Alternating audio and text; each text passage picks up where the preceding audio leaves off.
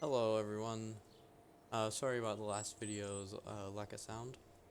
Now it should be fixed, and because I've tested it quite a bit and it's working. So hopefully you can hear me now. If you can't, that would really suck. But today we're playing some KSP. Last time we did a simple ship that just kind of, I don't remember exactly. I think it got like all the way to orbit almost. I remember. And then we upgraded something. Let's see. Yeah. Let's see. Let's look at it. So, what I was talking about before was basically just, was just kind of talking about the mechanics. So the first one that I did was just the single solid rocket booster one. And that worked pretty well. Ooh, getting a little bit of lag. Let me double check something. Okay, we should be good.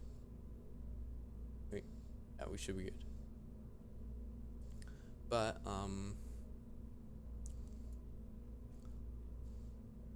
in that, these are science. They give you science, as you saw before. This is the little command pod.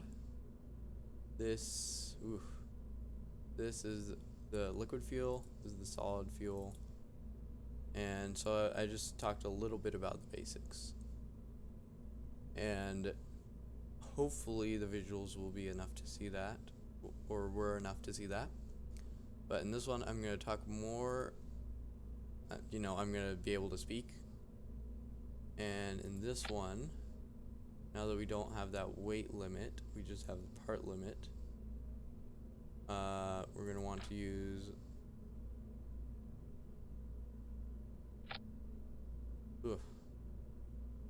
lag is not pleasant. Let me double check something.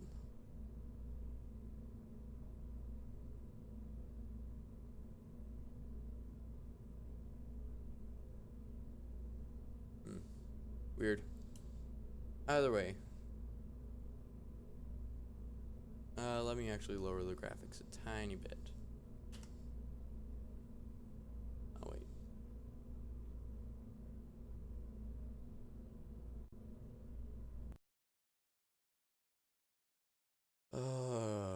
Okay. Okay, let me lower the graphic settings just a little bit.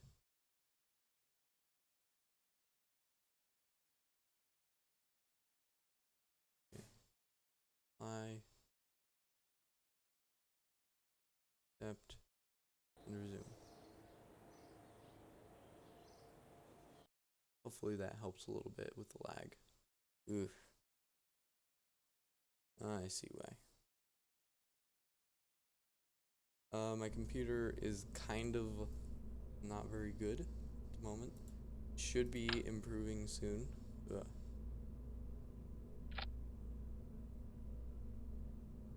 So look forward to that jump up in quality. Okay. For this upper stage, I'm gonna do just a little bit of stuff. Okay, it's gonna have more fuel than before. It's gonna have a little bit, and I'm gonna do my staging better this time. Okay, so over here is called staging. This is the last stage to fire. Bottom is the first stage to fire. And so the reason why you don't want to use this one is because this one can't turn, and this one can, which is why this one's called the swivel. This one's called the reliant. This one does have a little bit less thrust, which is why you might want to use that one. But this one does have better. This one does have better vacuum efficiency, which is what the little thing. If you look at the little sidebar, the extension, it says alternator in one section. Then it says engine, and the fourth thing. So there's thrust, minimum thrust, and engine ISP. That's the efficiency, and the bigger the number, the better. And it does for ASL at sea level, and in vacuum. And so at the bottom, you notice that this one also has gimbal, which is basically the engine can turn a little bit. This one does not, which is why you always want to use this one almost all of the time. At least for the first few. At least for the first while. Okay. And as you saw before, geez, we have some limits. We can only have up to 30 parts until we upgrade the vehicle assembly building. And now that we've upgraded the launch pad, we can have more vehicle weight, up to 140 tons. And we can have, and the size, I believe, is dictated by the vehicle assembly building as well.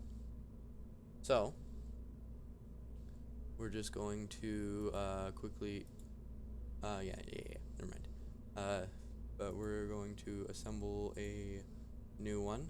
Now that we have the different things, and most of the time, once you get the hammer ones, you're going to want to use the hammer ones instead of the flea, because I believe that they're a little bit more mass efficient.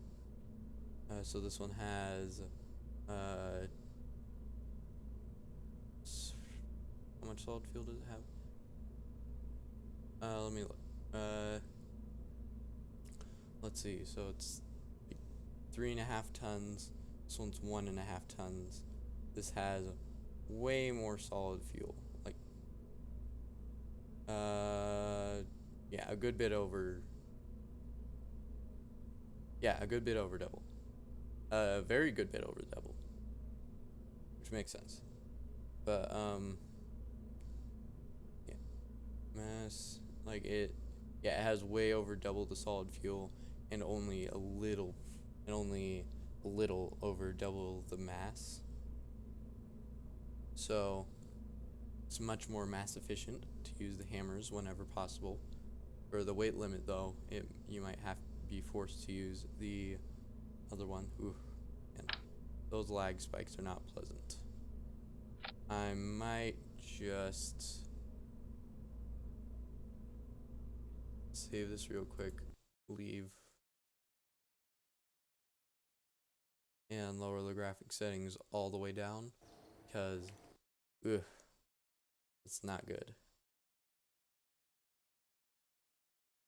Let's see, pixel light count, show cascades, 0. Ambient light boost, I am going to keep, actually I think I'm going to turn it up to 100.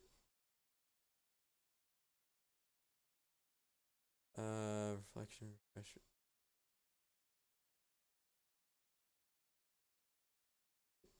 Patch.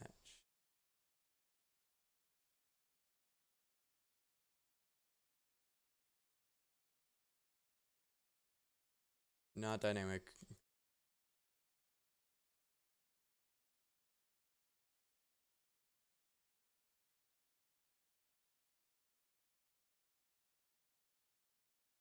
I'm gonna go to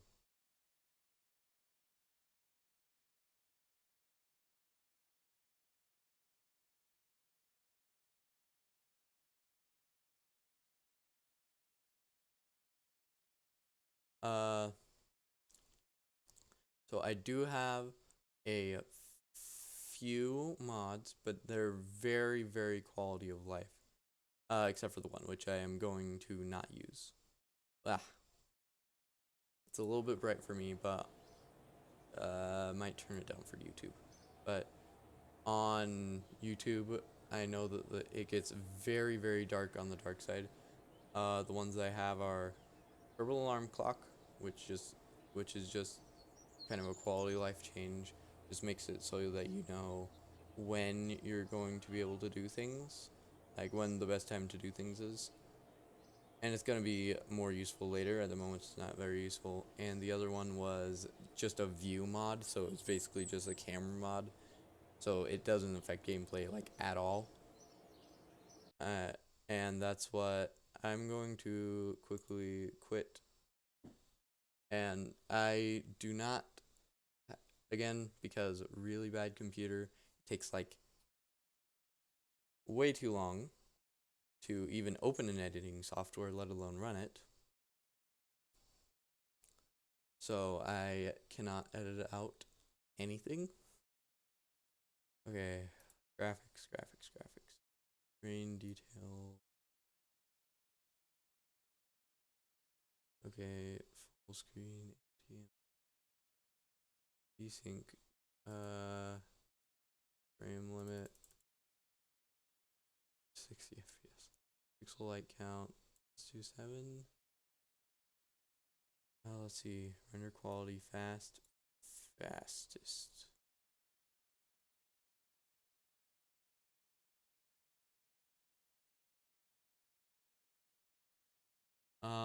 Let's see. Surface effects, highlight effects.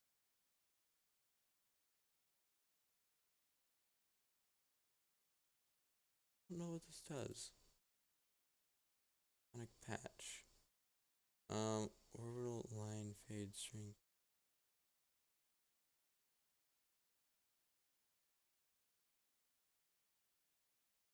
Okay. Oh, okay. So it looks like these are the big things.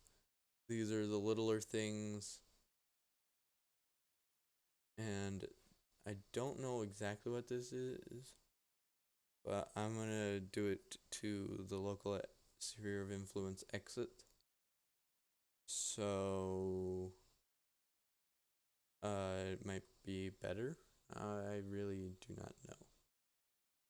What I do know is that I don't want to lower. This just looks horrible. This is really laggy. I think I might just do half res. No, I'm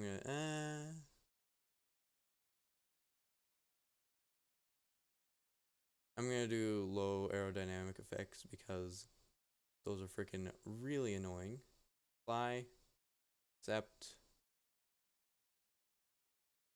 Okay,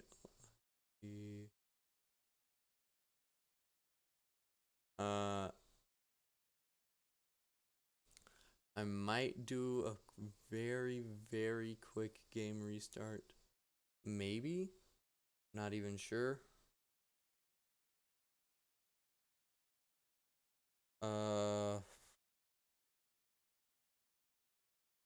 Wow, this is not liking this. Jeez. I'm gonna. Oh. Oh wait. Here we go. Okay. Let's go back to full screen, which actually does improve it. I don't know why. Except. And that's gonna restart the game, I think. Oh, there we go. Yep. Still a little bit buffery, but not nearly as bad as before. Yeah, that's much smoother.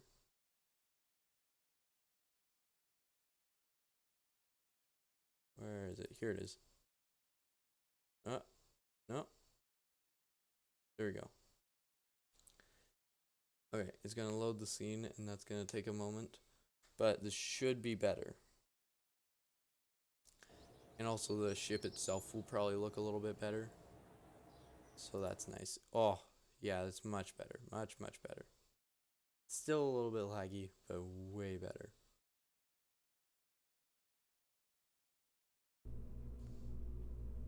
Let's see. Oh, need to turn down my mouse sensitivity a little bit.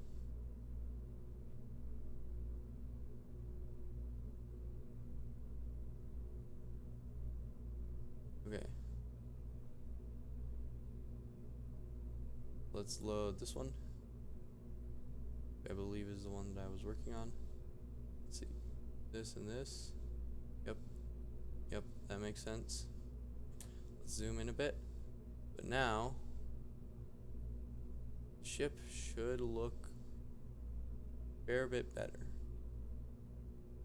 But yeah, when the game is actually playing, the aerodynamic effects, oh boy, those are huge lag starters. Like my computer can handle KSP, only on its own.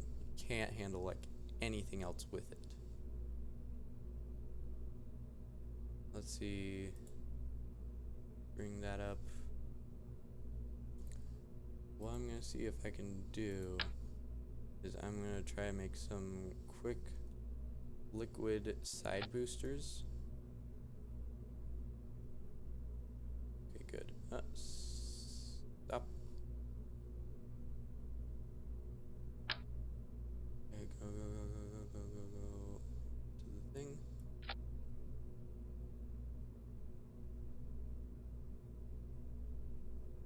Ooh. Yeah, it's still a little bit laggy. But it's probably mostly isolated. When in actual flight,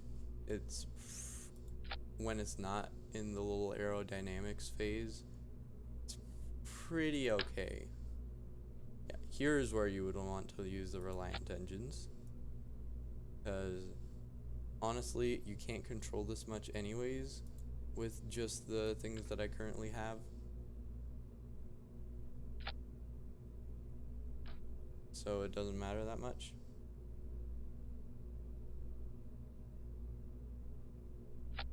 See if we can do, yeah, we can just barely do 3.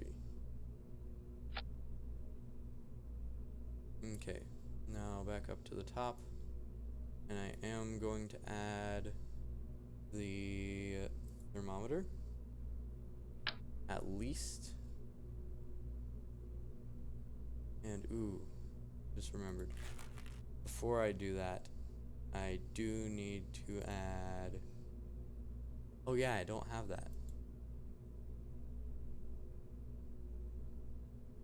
I don't know if I can do what I was going to do then. Okay, I don't know.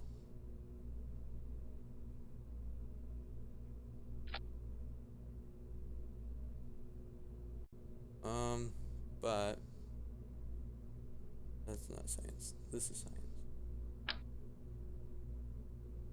Oh boy.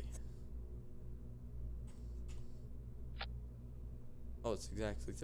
Oh yeah, I do have to add those winglets, but I can still get science from this, so it's fine.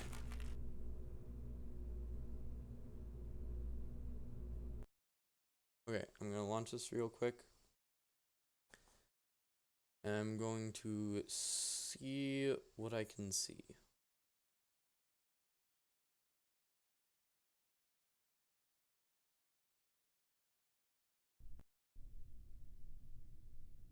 Wait for it to load.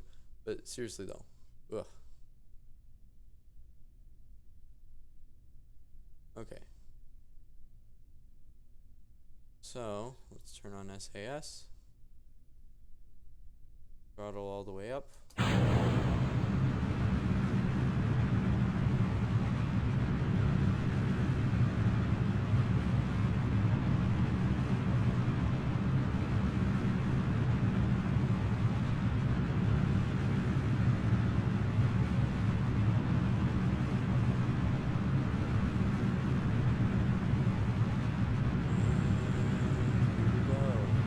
Might be a little bit loud.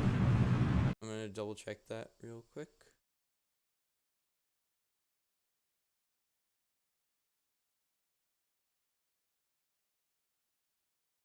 Close. Yeah, that's a little bit better for me. I have it set really quiet, but I cannot adjust the volume because Macs are freaking dumb. Okay. No. I like using the maneuver mode because it's very helpful.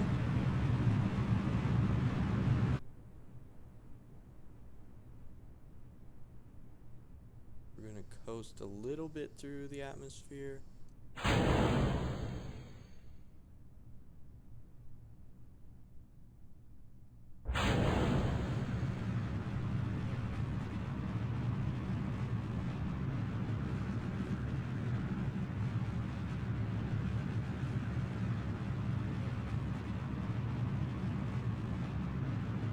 Okay, I'm going to quick save here real fast. I don't remember what the quick save button is, which is why I didn't use it. There's a quick save button though. I'm gonna zoom a little bit out. So these particles are really annoying. But what's way more annoying is the aerodynamic particles. They make the friggin' game stutter.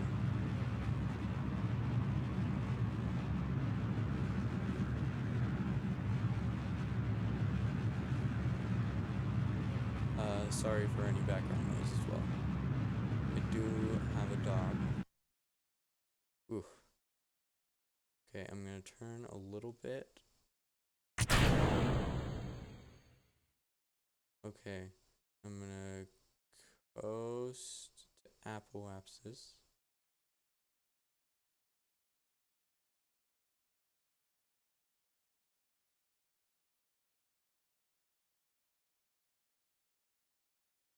And I'm pointing prograde, so I should be pointing like almost directly into the wind. Oh, never mind. I don't need to be pointing directly prograde. So I'm gonna take a quick look, that is, because I cannot make maneuver nodes as of yet. Let's see, 127. Okay. Map. I can't even see the time to apoapsis. But what I'm gonna do is once I get to orbit, I'm gonna do a kick. Or that is, once I get to the apoapsis, I'm gonna do the little kick off of this booster.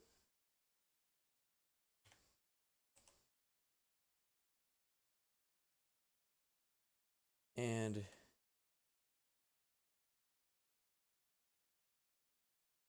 then should be pretty good.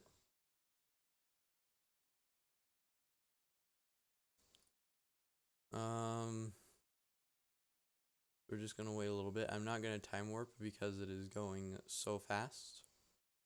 Maybe a tiny bit. But this is the time warp feature because, and as you would have heard in the last video, it's completely standard, no mods involved in that. Because you don't really want to wait real life years just waiting for your little Kerbal man to get somewhere. And ready, go.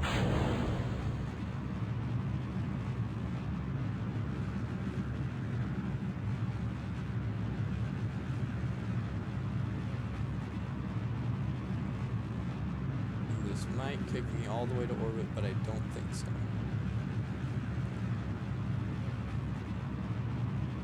That was right.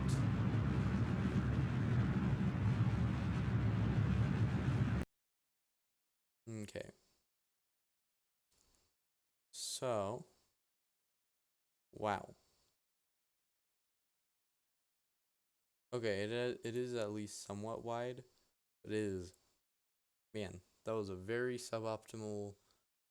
Well, that makes sense. So you can, as you would guess, depending on how you have your trajectory when you launch, and during the flight out of the atmosphere, you can have way less trouble getting into orbit, or at least low orbit, and then from there it's fairly easy to get into a higher orbit. Although exiting is pretty hard.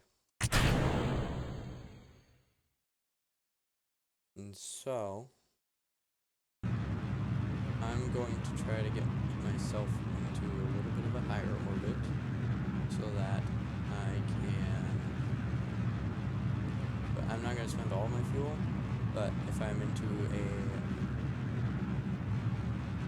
closer to an orbit, then I'll come in a lot shallower. Ooh, sorry. There are a few visual glitches occasionally. Yeah, but in this orbit, it'll be much, much easier to come down out of orbit. And the reason why I made the quick save before was, oh man, that's a weird glitch. But the reason why I made the quick save before is because if this does not work at bringing me down from orbit, then that would be very bad. Crew report from up here. Keep that. I can't EVA up here yet.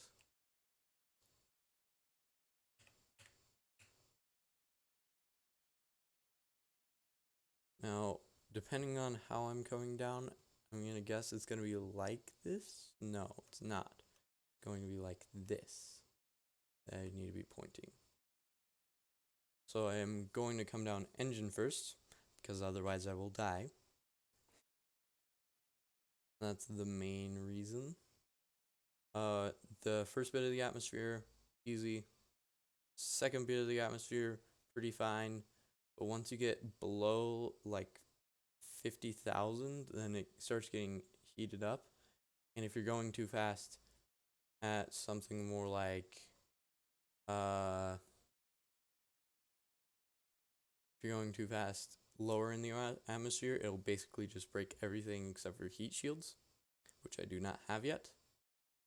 Normally, this would just be like, it would just have a heat shield on the bottom and it wouldn't bother saving the engine. But, oh, wow. I just realized I kind of have the big dumb occasionally. I forgot to put a decoupler below the crew module. Probably should have done that. It is very hard to land with an engine with no landing gear without dying. But there is a good reason. The reason why I did that little orbital kick and then even continued more is because if I just kept that going, then although it would mean that I had more to slow down, it means that I have way less time to slow down with the help of the atmosphere, which is very good at slowing you down. Let me just tilt a little bit more like this. And I'm actually going to time warp a little bit. But so the more time in the you have in the atmosphere, the better. In fact, you might even want to go into the atmosphere and then come back out again. And then do that more than once to slow down even more. The lower your orbit, the faster you have to be going. But that also means that, but the lower your orbit, the more time you have in the atmosphere, the more gradual it is.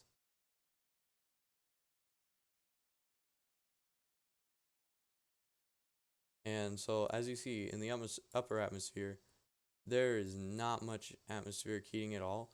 Normally I'd have atmospheric particles on. So you won't be able to see the burning so much, but you'll be able to see the heating, hopefully. I really hope it doesn't. I just realized. I guess re-entry heating isn't really the same thing though. I don't know. I hope that I will be able to see the re-entry heating particles at least a little bit. Or like something like that.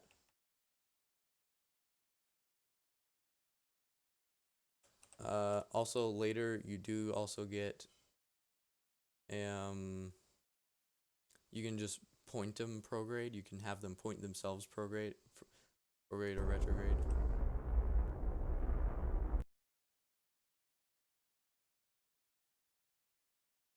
And pretty soon here we're gonna start this. Probably can already see, I think you can already see a little bit of redness. Yeah, I think you can see a little bit of redness. I hope that it doesn't get too dark. It's like really bright for me. I don't know how dark it is for you, but it is like very bright for me. So I might have to turn the settings down a little bit. Like to me, this is how it normally looks, except for maybe Jebediah, who still is very bright. So if Jebediah looks pretty normal to you, like not bright lime green, then that means it's because of the YouTube's compression algorithm makes anything that is even like a little bit dark, ridiculously dark. I don't know exactly why, I don't know exactly how. I just know that other people who play KSP have had problems with if they make their videos too, if they are on the night side of almost any planet, then it's very hard to see what they're doing generally. And like for regular brightnesses, that would definitely make sense. It would be a little bit hard to see, but like for this brightness, hopefully you can see this like pretty well, because I can see this very well. I might actually turn it down a little bit and later just tell me kind of how bright it is. So I'm going to lower it down to, holy crap, that is a weird, I'm going to lower it down to 40% high. And so that looks fairly dark, to be honest. What the heck? Okay. I'm going to say about here. Okay. Tell me how this looks in the comments or something. Okay, pretty soon here we're going to start to see some flames, maybe? Not entirely sure. We're at least going to see some heating, though. I hope. Otherwise, it would be really annoying, and I would have to turn atmospheric particles on again. That's very unhelpful.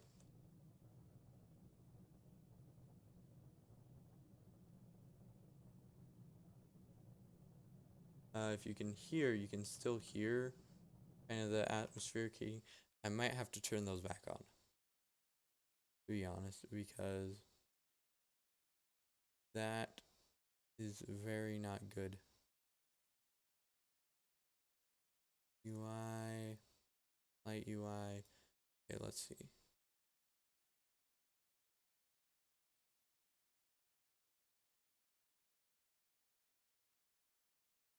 Thermal high. Oh, probably do that.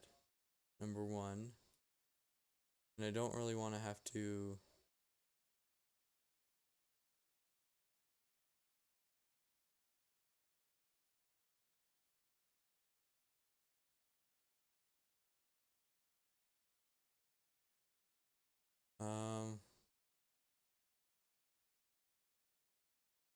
Oh, aerodynamic effects quality, minimal to very low.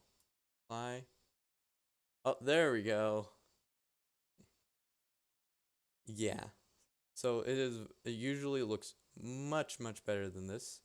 But again, my computer will take a poop if I turn it up like almost at all. So because we're in the atmosphere, we cannot, oh boy, that is not pleasant to look at. Like even at low, it looks pretty good. But apparently very low is kind of not like, I mean, even on high, it still looks kind of like jumpy, but that makes sense. This is like just not pleasant to look at. And it doesn't even have any nice curvature or anything. But so we're going to pass pretty low into the atmosphere because it'll help slow us down a lot. We might even, we'll probably land on this pass, like we probably won't go back into space.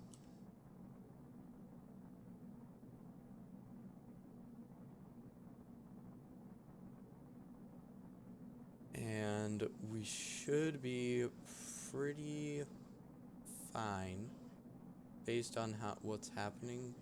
We should be pretty good. But yeah, so just some other information. The atmosphere ends at exactly 70,000 meters. Like ends and begins. It's where the very thinnest of the thin atmosphere ends, and where the very thinnest of the thinnest atmosphere begins as well. I'm going to put this on just a little bit. Oh boy, that's kind of loud. I'm gonna zoom away from this a little bit. because I believe it does make the sounds a little bit quieter. But so we are going to want to slow down a little bit, and also it helps with control, because if we flip around, that would be very not good. Now, hopefully fairly soon, I don't want to use that engine too much more, if at all, to slow down from the Bernie phase, because I hope that the burning will be able to slow us down before we have to land. And since I'm carrying this engine, I would really like to save it, because it is a lot of money. So, yeah, I really hope that we can save this engine, because otherwise that would be like just really bad design. Let's point it just a little bit. Actually, I'm gonna keep it pointed just a little bit up, because it won't heat it too much, because we're not low enough in the atmosphere yet. But it'll get it nice. It'll kind of help us coast a little bit longer in a way that we can slow down enough to start kind of parachuting before we get anywhere near the ground. Not too much though. We don't want it to go up too much, or else it will start overheating stuff, and that would be not good at all. Yeah, but a little bit, it'll just kind of help us kind of give us a better glide-ish thing ratio, kind of a glide ratio. It's not really glide ratio, especially since in the Kerbal Space Program,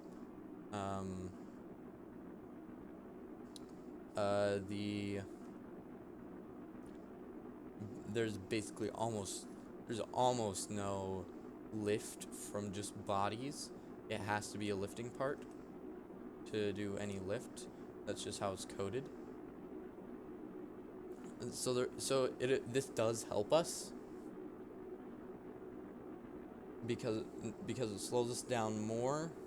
It slows us down faster than just pointing exactly into in that way, and it does push us up a little bit. Not very much, but it does kind of help us skip off just a little, because it drags it, kind of like it's trying to drag the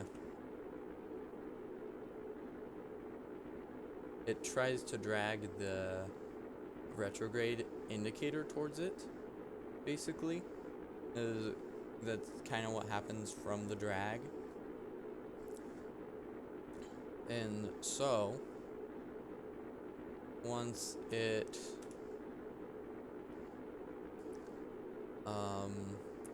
decelerates a little bit, it helps decelerate, and it helps make it curve just a little bit up, therefore making it us stay in the air a little bit longer. Like, the retrograde marker is going up, but it's not going up very fast. And like, eventually at some point it wouldn't help at all, because it would just kind of be pointing the retrograde marker so that we're going straight up, and that can't happen. And instead the drag would be, because the drag would stop being mostly one direction and start being mostly just like, it would stop being like there's some drag coming in from the bottom where the engine is, and then there's also some coming in from the side that's kind of pushing us up. It would eventually, it gets to the side isn't really pushing us up much, it's more just kind of most of the force is just pushing us to make us slower.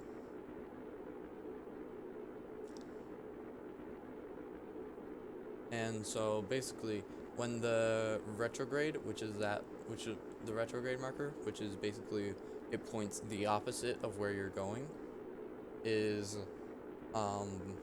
in the blue, then it means you're going down. And if it's in the orange, then it means you're going up. And so this is just kind of helping it drag us so that we're kind of going up.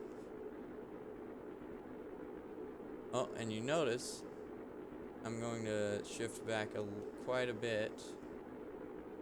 Oh. Because we're overheating. That means we're going way too fast, way too low. There we go. So I just did a quick full burn, and it cost us a lot of fuel basically, but it makes it so we're not overheating anymore. Oh, no. Oh. Because it does want to point forward, which means that we can't use our engine. Because we do have less drag in that direction, but the engine does still have less drag than like being sideways, so you don't want to crab sideways too much.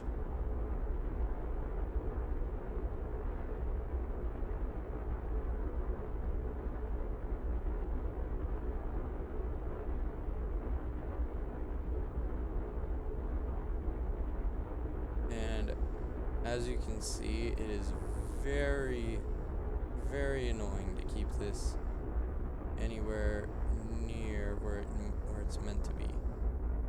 Okay, now we're slowed down quite enough where I'm just going to kind of point us down just that little bit. Come on. Point it right there.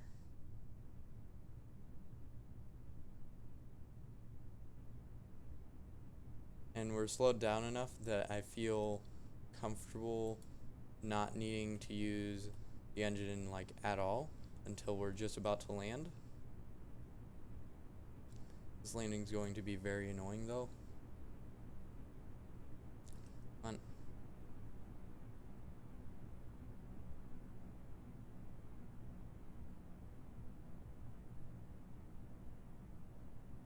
on. There we go.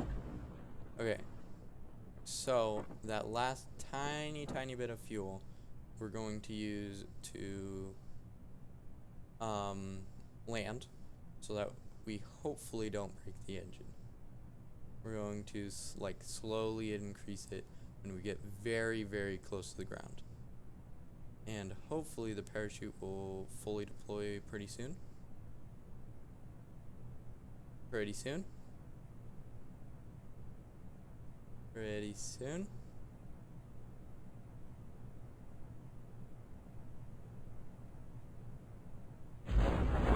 Okay, there we go. Do the full 10-degree deployment, which is a little bit dangerous because if we rip the parachute, then we're freaking screwed. But because we're heavier, then we do want to do that full deployment. Now, just toggle the SAS because honestly, you don't need it for now. And we're going to turn on time warp, and we're going to warp downwards pretty fast. And hopefully, because 9 meters per second is a little bit faster than we should be going when we hit the ground, which is why we have that last little bit of fuel, which will help greatly in the landing. And when we get to like 100 meters above the ground, I'm going to swap over to normal speed. I'm actually going to slow down a good bit at around 200. Oh, yeah, that looks really close, doesn't it?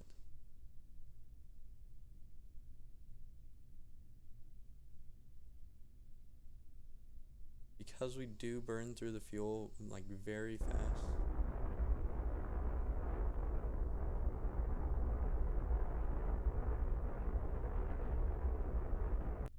Stop. SAS. Balance. Okay. Whew. That was... Whoa. I'm going to quick quickly, quickly.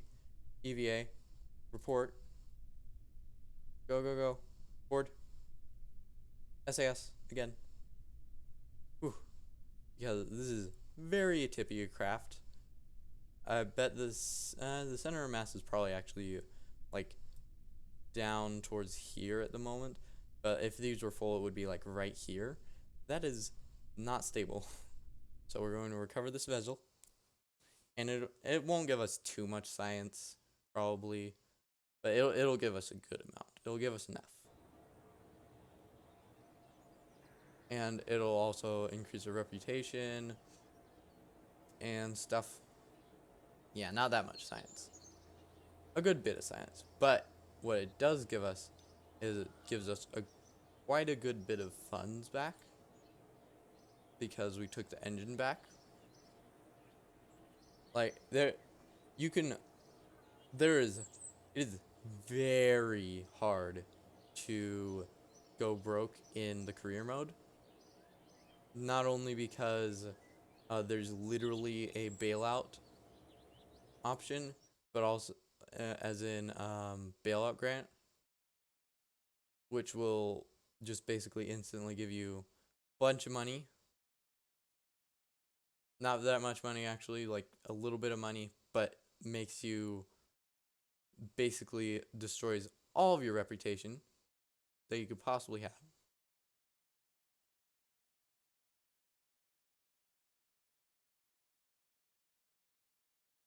And so, as you could see,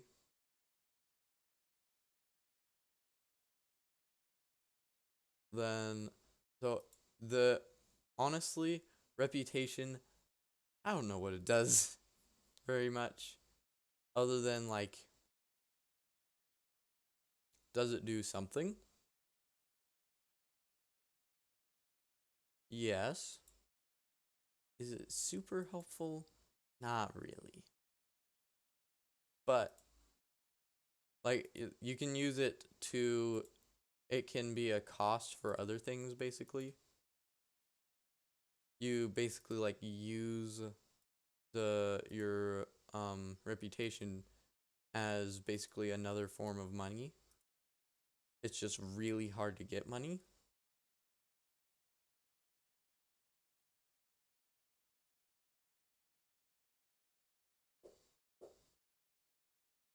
But basically it's not super crazy useful.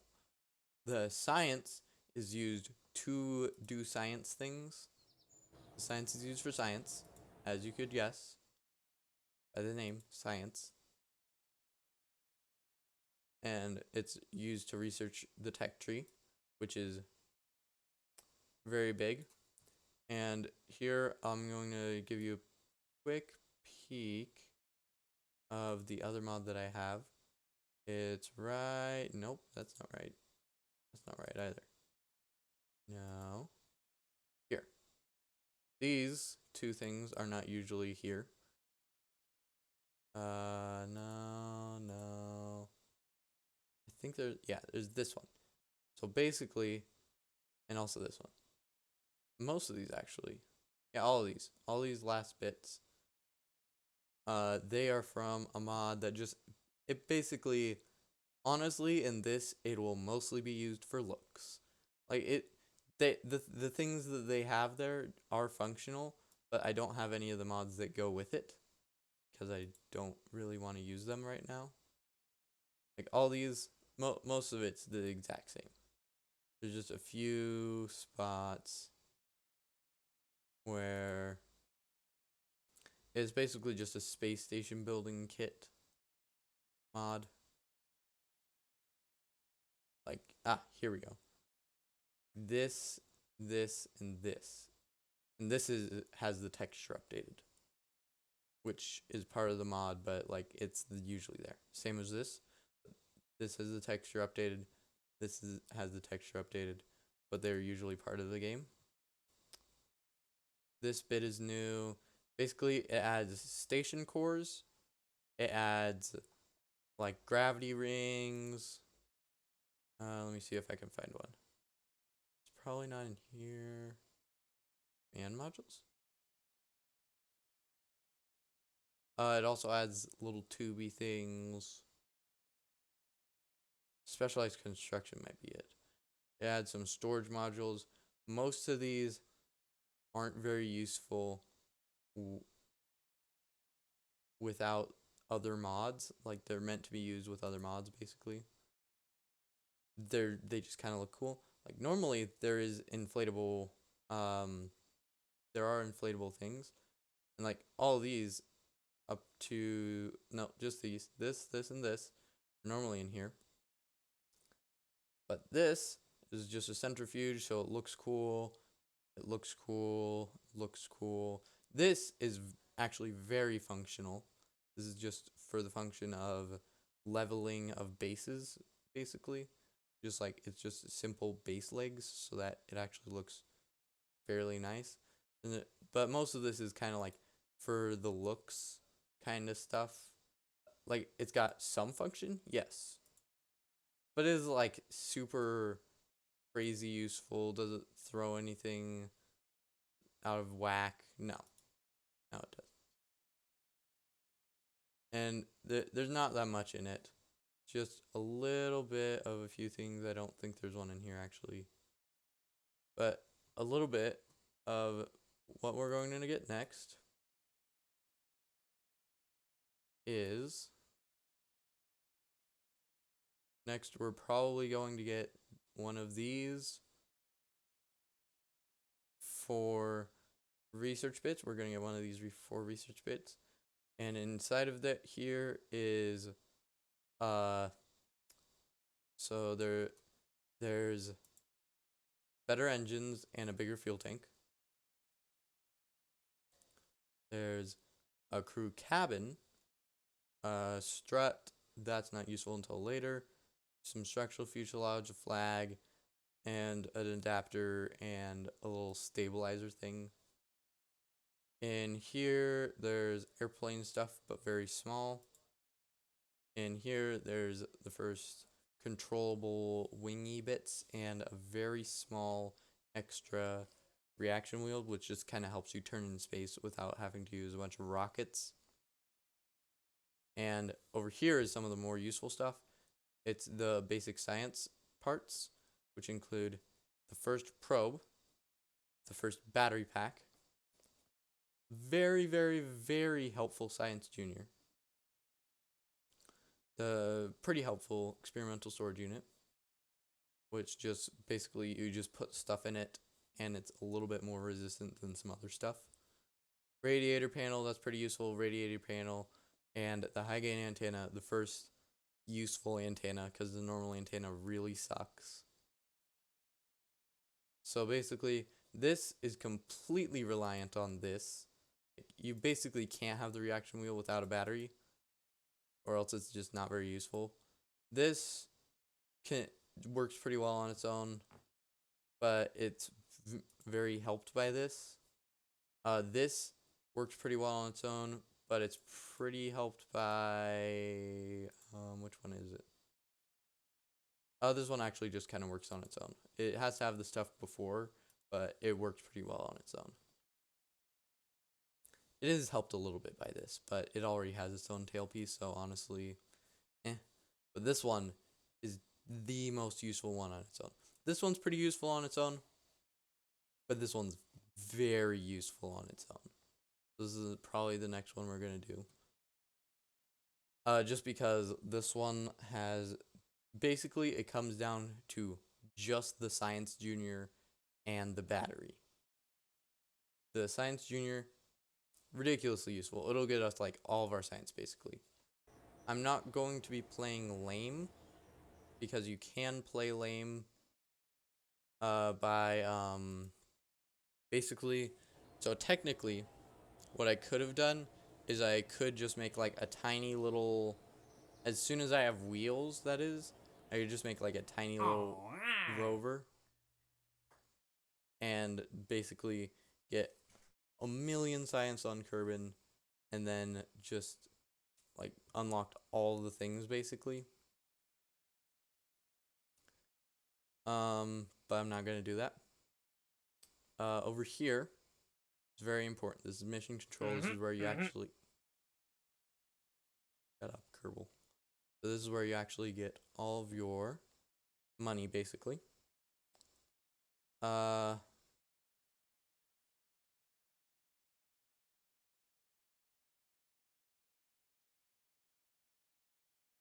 Let's see. So this one,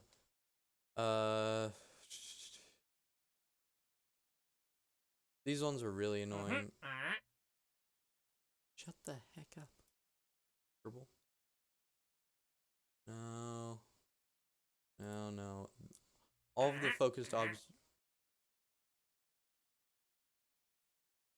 focused observational ones are really annoying to do. These ones, all the like hauling and the testing are pretty easy to do and fairly fun to do.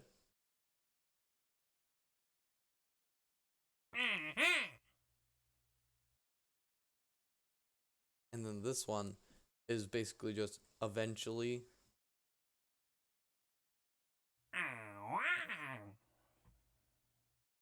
you can only have 2 at a time.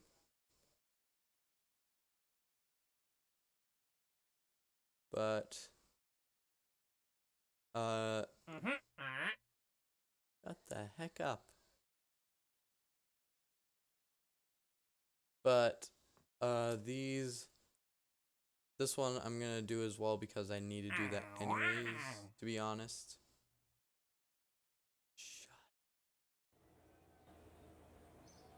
So, I'm gonna give you a quick rundown of all the buildings. This one, you can look at the things, the ships that you have. What is this? Hold first milestones.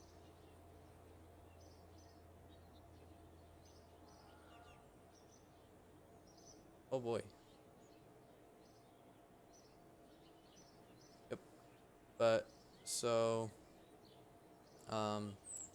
tracking station, you just look at what you have, basically all the ships, and you can look at other stuff as well. This is where you build stuff, this is where you launch stuff from, this is where you launch planes from, this is where you build planes from, this is where you hire new Kerbals, this is the place with the stuff that you do, like, the things where you trade one thing for another thing, basically. Like, here you make a thing that costs some funds, but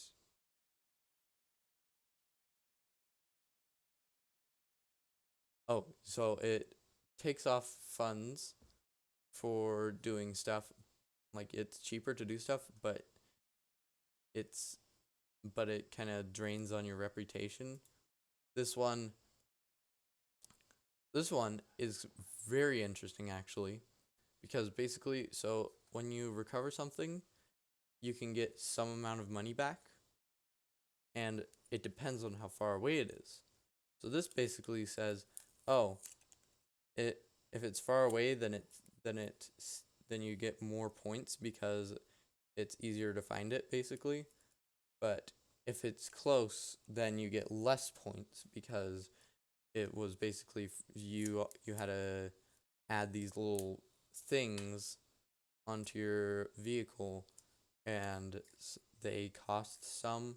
So if it's near, then it doesn't cost as much. Like, it doesn't give you back as much. So if you go all the way up to this, actually the best spot, like down here, is the worst spot because it minuses more from the maximum than it adds to the minimum. And so you want to be at least like here at 17%. But number one, we don't have enough funds. Number two, I don't think we can commit that much yet because guess what? You can't commit too much on here unless you upgrade it. And honestly, eventually this is probably way more useful. Like, fundraising campaign, that's pretty useful. Like it basically just, this is one of the very, very useful uses of reputation. Takes a little bit of your reputation, but you get a lot of funds from it. It's basically just trading the stuff that isn't super useful for stuff that is very useful and very required. And so that's all the buildings, I believe. There's some little in-between stretches, if you'll notice, like here, no buildings light up. It's just kind of in between spots. Oh, interesting thing, once you upgrade this to the max, they have a pool. Because, of course, only the administration would need a pool. The only thing is it has fake water. Because it's too expensive to haul real water all the way over there from the ocean, you know, like a few hundred yards away. No. They have to get, like, a fake water that doesn't actually use any water. Doesn't splash. Just kind of like a permeable sheet.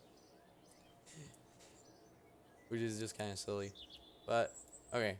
So let's get to assembling the new thing with the very much needed parts. And then we're going to do the orbital bit. We're going to make a completely new spacecraft. And let me look at the little mission. Oh, cease. Okay. So, flying, Kerbin, altitude, there, speed, 42. Ooh. That's probably not going to be able to do in an orbital flight. But, so, quickly, I'm just going to, oh, I almost did the same thing. But now, we have this, which is the heat shield. And to be honest, the heat shield is freaking OP in this game. So normally, in like real life land, heat shields are like one-time use. Once you used it once, specifically the ablative ones, which is what this is. It's got a ablator and it ablates. But in real life land, it's like you use it once and then you have to replace all of the parts. In Kerbal land, you don't. In fact, normally, see, so notice how this little tiny heat shield, this, well, you know, not little tiny, but this like smaller sized heat shield has 200 ablator. Normally, when you're going in completely on fire, this little ablator heat shield, it'll lose like 5 max. If it's like a really long one, or if you come around a few times, then it might lose like 10 or like 15. But like going through the atmosphere just doesn't do that much to the thing that is very much one-time use in real life land. Like absolutely only one time. You could not use it another time. Like you couldn't repair it and then use it another time. No, it's not how it works. But in this land, it is very overpowered. But that's fine. There's also another kind of heat shield that's inflatable, but there's only one of them, and they're absolutely huge. And those ones, it would make sense that you could use more than once. And you can. And they don't, like, damage themselves. This one does at least have a resource. I don't think it is. So, even the smallest one, this little tiny one that's, like, less than half of the size of the one that we were just looking at. Less than half? I think that's actually exactly half the size. It has less than half. It's got a quarter of the ablator. But that makes sense because it's 3D space. So double the double the width, I guess. Yeah, double the width does not mean double the amount, the volume of stuff. But I don't actually know if you can, like, it is just ridiculously hard. Even, like, for this, if you pass through the atmosphere, like, a few times, if you were going just ridiculously fast, yeah, you could probably break it. But if you weren't going, otherwise you'd probably be able to use this like 3 times, like, as in like use it to land on like 3 separate places, and it would be fine. And you wouldn't, but like after the 3rd time, it would probably be pretty much done. Like, again, depending on how you enter wherever you're entering.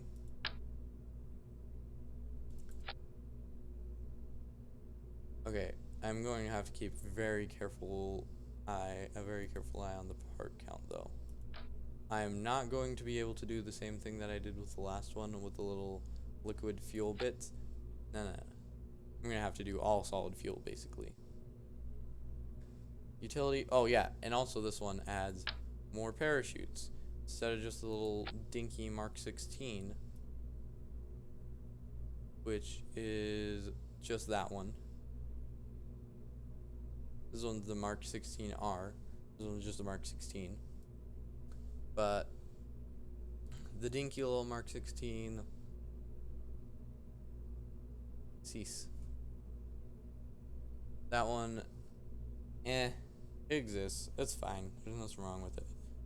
But there's the radial mount, and there's the radial mount. Oh, also interesting thing. This Mark 12. Oh, this isn't even Mark 16. This is Mark 12. But this one is the small one, and this one is the big one. How much sense does this make? Not much. But I don't know. I don't design the game, so I don't get to complain.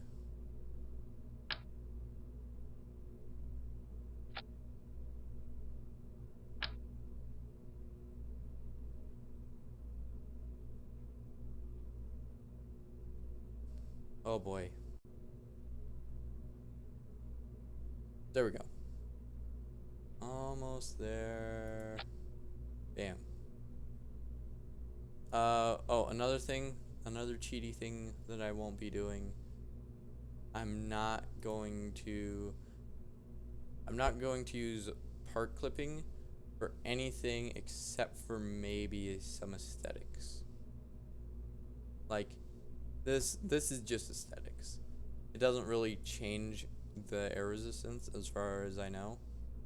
It's just aesthetics. Like, it just makes it look a little bit nicer. Not on that one though. Pull that out a little bit. There we go.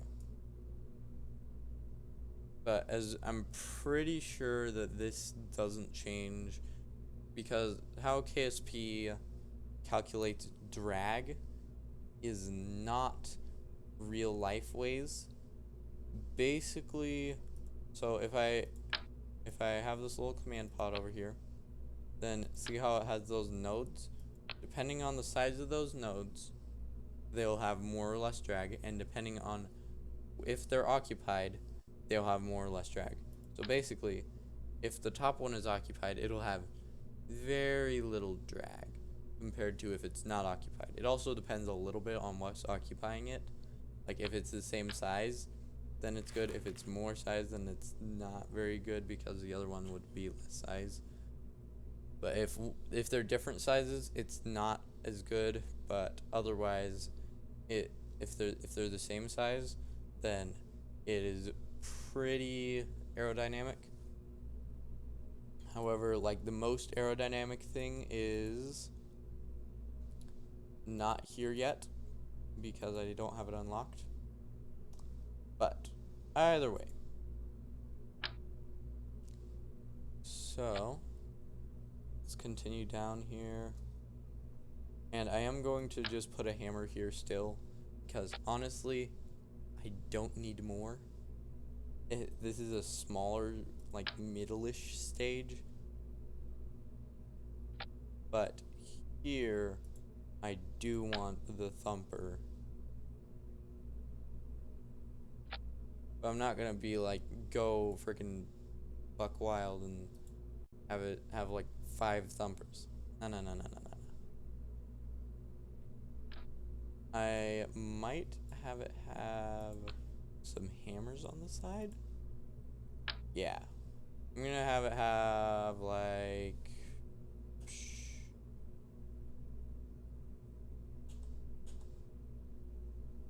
6. Let's see if we can fit 6. Minus out a little bit. Nah, that's not gonna work. 4 hammers on the side. That should be even.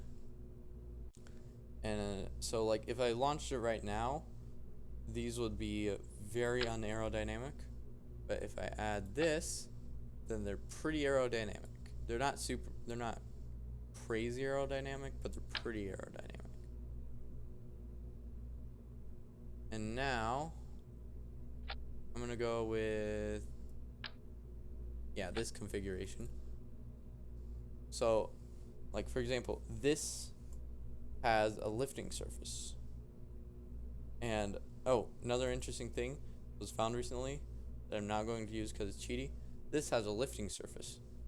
And if you put it inside a thing that we're going to get later called a fairing, and again, do the part clipping cheating stuff, it gives you like almost no drag, like basically no drag, but the same amount of lift. So it's overpowered. And by overpowered, I mean ridiculously overpowered. For like normal wings, the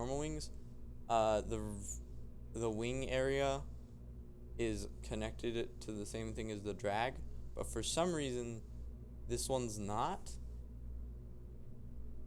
Question mark? I don't know the specifics about it. Ooh, we're exactly 30 parts.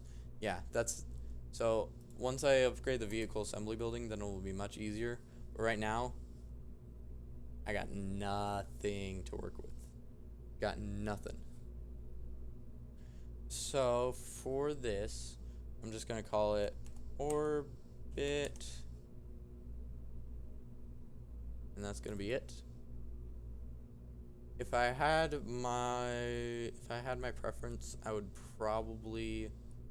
Oh wait, let me double check something. Okay, yeah, we're good.